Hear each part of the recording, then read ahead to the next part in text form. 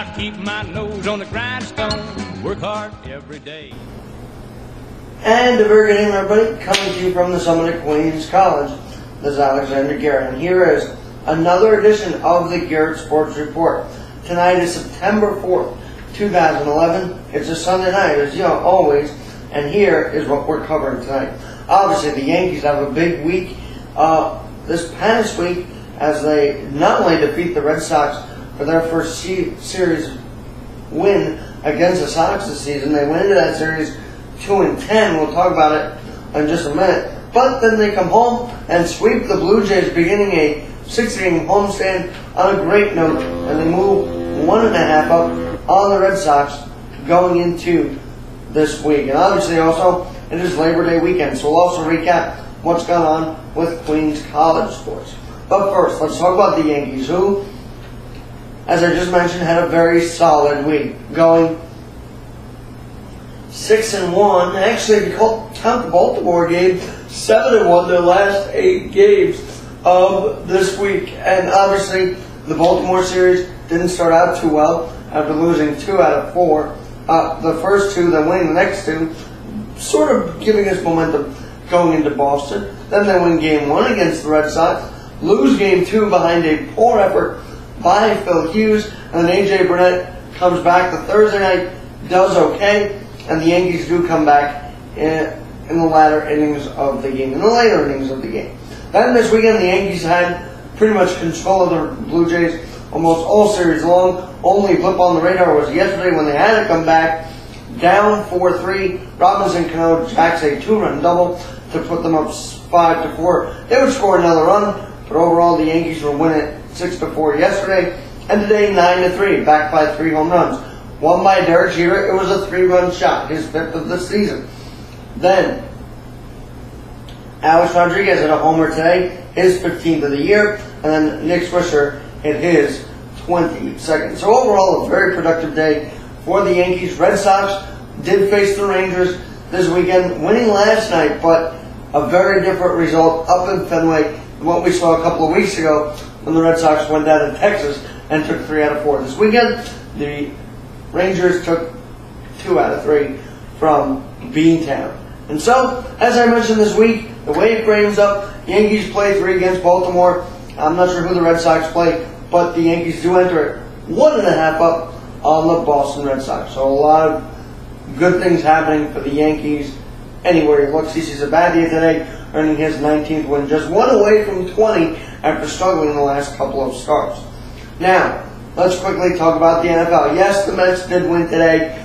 They did win the series. They've actually been doing okay lately, but they're pretty much almost out of it. About 5 or 6 games left before they are officially eliminated from the 2011 playoffs. And if you're a Met fan, you can't possibly think in those small margin for error the Mets can somehow do something. I don't think it's possible. So, let's move on to football, shall we? The Giants and Jets open up next week, September 11th. The Giants down in Washington, 4:15 game. And obviously they're coming into the season with a lot of questions. Are they injuries riddling the team? Last week they lost Clint Sintum in the final preseason game against the Patriots.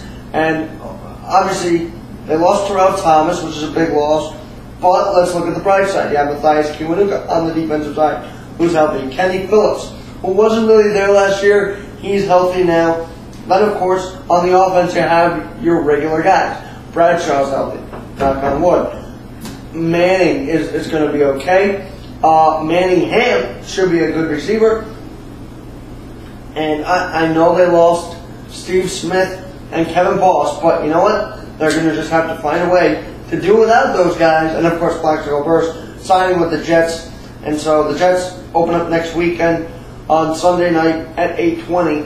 Cowboys against the Jets at the now called MetLife Stadium.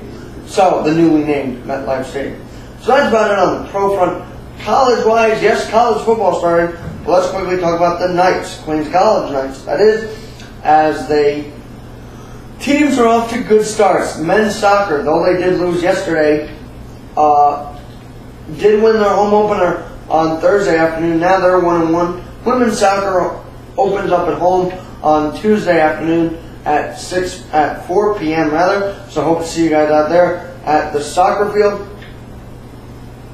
at 4 p.m. And then of course women's volleyball. It was a very momentous occasion. New coach, new girls coming in along with the veterans, and overall they all meshed to win 3-2 against UMass Lowell, the Riverhawks, at the Maurice Fitzgerald Gymnasium. And so they go on the road now for a little bit, but return home September 20th. But once again, the upcoming games this week, you got women's soccer on Tuesday, I believe men's soccer next Saturday, a day before 9/11, and then of course you have women's tennis, who also won this past weekend yesterday in there as well. They'll play Wednesday.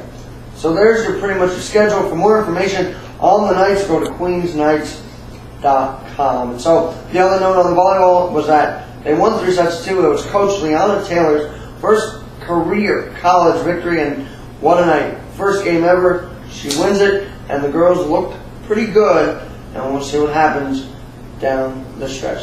We'll see what happens. It's a young season for all the sports. Anything can happen, right? Anyway, that's about it. Nothing new on the NBA front. NHL, not even really going to cover that because there's no news. MLB we talked about. NFL we talked about. So, U.S. Open is on. You have Roddick advancing. On the guys' side, I think Nadal did too earlier today. Djokovic, I believe, won last night.